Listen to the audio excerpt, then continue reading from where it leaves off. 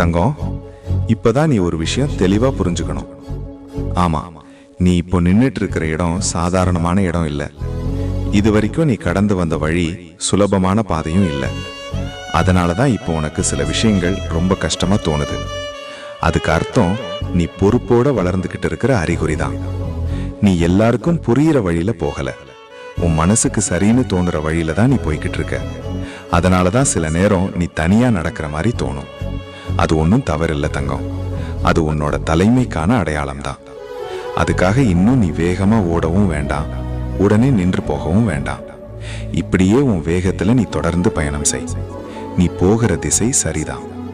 அதுக்கிடையில சந்தேகம் வருதுன்னா அது உன் மனசு வளர்ந்து அடுத்த நிலைக்கு தயாராகுது என்பதற்கான சின்ன சிக்னல் தான். அதனால நீ நிம்மதியா இருத்தங்கம்.